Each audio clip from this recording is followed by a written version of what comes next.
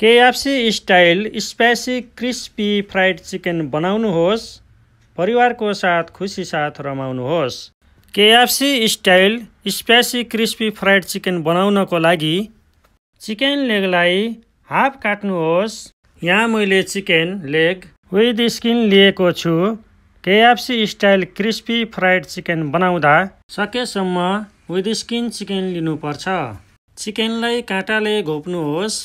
यसो गर्दा यसमा लगाएको म्यारिनेसन अर्थात् मसलाहरू भित्रसम्म राम्ररी जान्छ र चिकन खाँदा स्वादिष्ट हुन्छ।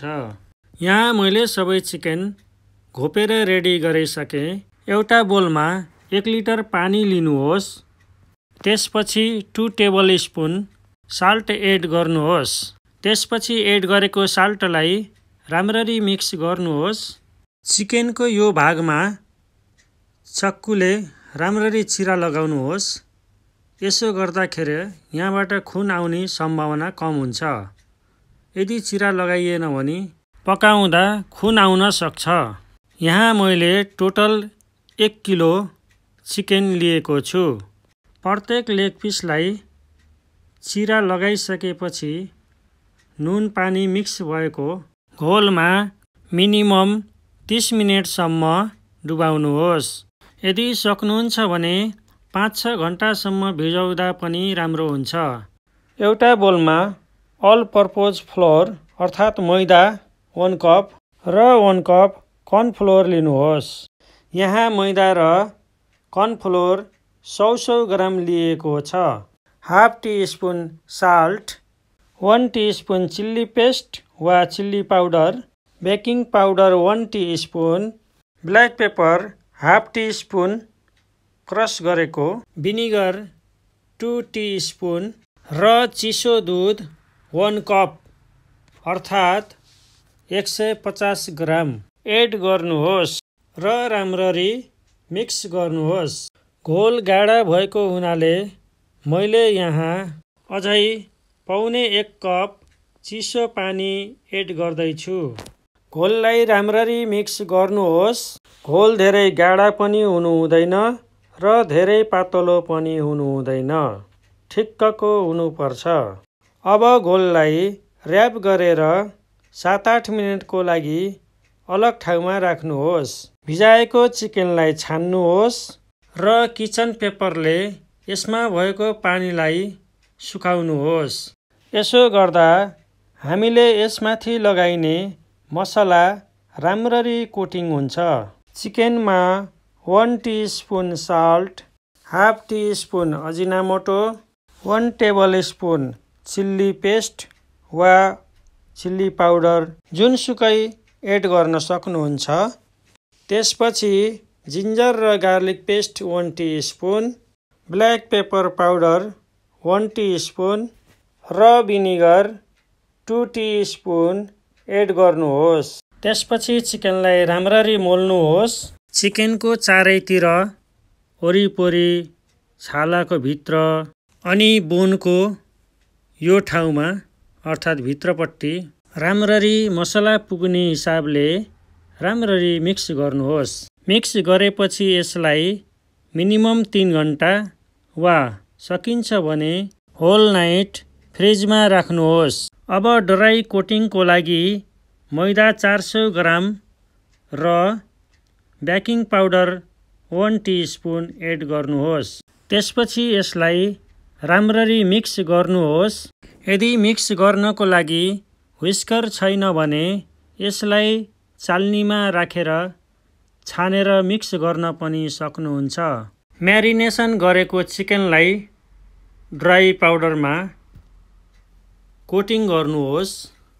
राम्ररी मिक्स गर्नुहोस्।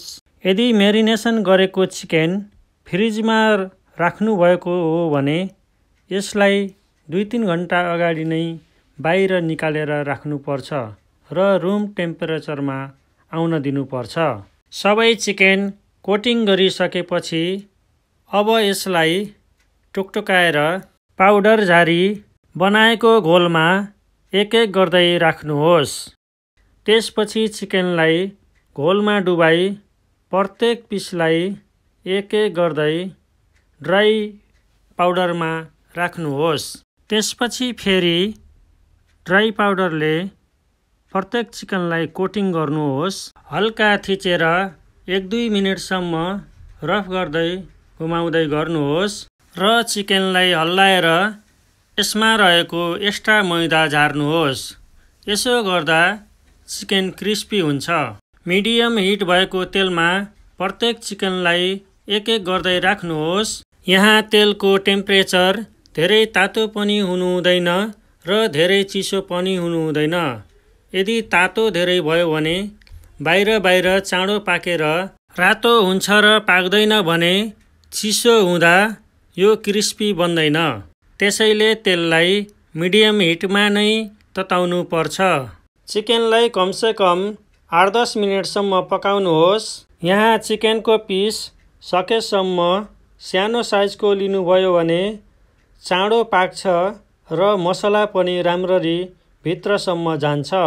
चिकनलाई साइड चेन्ज गरी पकाउनुहोस्।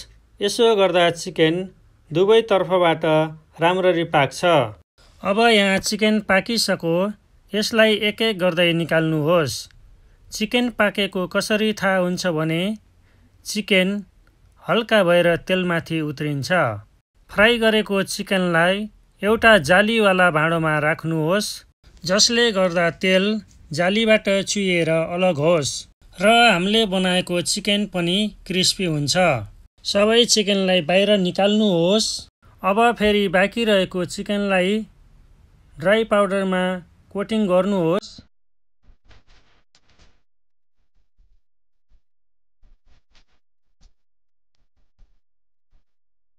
र घोलमा डुबाउनुहोस्।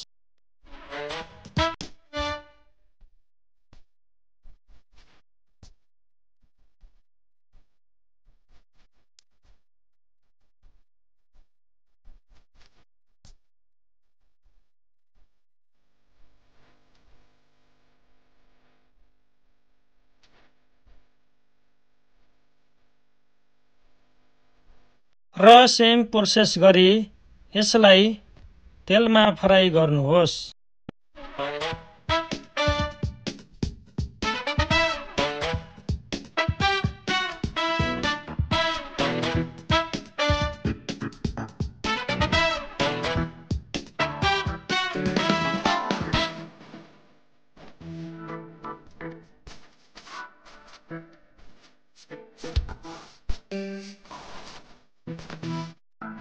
यहाँ मैले KFC style spicy fried chicken सबै रेडी गरिसके। अब यसलाई टोमेटो केचपसँग या त्यसै पनि तपाईहरूले लिन सक्नुहुन्छ। ल हेर्नुहोस् त मैले बनाएको चिकन जबरजस्त क्रिस्पी बनेको छ र भित्रबाट नरम छ। आशा गर्छु कि आजको यस रेसिपी हेरेर तपाईलाई मन पर्यो होला। यदि तपाईहरूलाई आजको यो रेसिपी मन पर्यो भने लाइक, कमेन्ट, सब्स्क्राइब र आफ्नो साथीहरू बीच सेयर गरिदिनु होला।